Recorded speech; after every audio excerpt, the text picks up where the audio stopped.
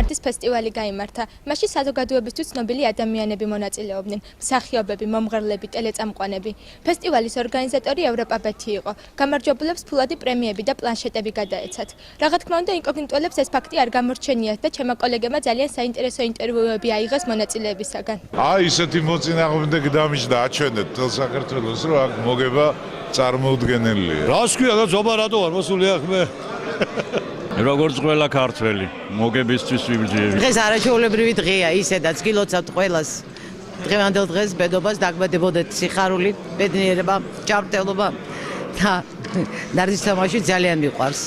მეგრელი ვარ თან, წარმოიდგინე. დიდი სიხარულით მოვდივარ, აღტაცებული ვარ, მინდა მოვიგო. და იცით თუ არა ვინ იქნება თქვენი მოწინააღმდეგე? არა, არ ვიცი. ნარდის ნაღდი ჩემპიონატი დარდება და მონაწილეობთ როგორც ერთი რიგითი მონარდე. მომავალ ჟურნალისტებს გისურვებთ ჯერ პირველ რიგში მაგარ აპარატურას, მეორე რიგში ძალიან მაგარ კითხვებს. მე ვარ ის კაცი, რომელმაც მე ტექსტი დაგიწერე თქვენ და ჩემი და ეთერი კაკულია. ჰიმნი ინკოგნიტოსი. ჰიმნი ინკოგნიტოსი. ძალიან დიდი მადლობა. ჩემი თამაში კატასტროფულად დასრულდა.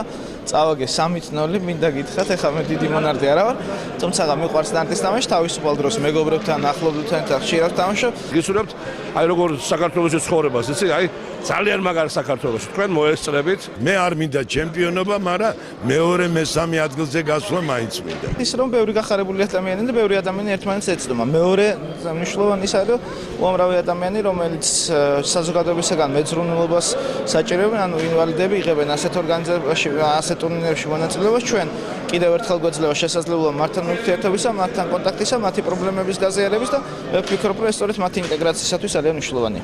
იცით რა, ისეთი ამაღლებული განწყობა მაქვს, იცით, აი მარტო იმიტომ რომ პირველად ვარ, იცით, ამ შეჯიბრებაზე.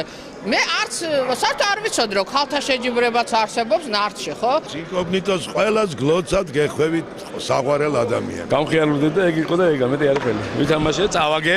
საერთოდ კი მე მგონი კარგად ვთამაშობ. თქვენ თუ გახსოვთ წლების წინ საბავშვო ტელევიზია ინკოგნიტოს საღამოზე როდესაც იყავით, თქვით ასეთი სიტყვები რომ ეცემით ინკოგნიტოზე. მართლა არ მახსოვს.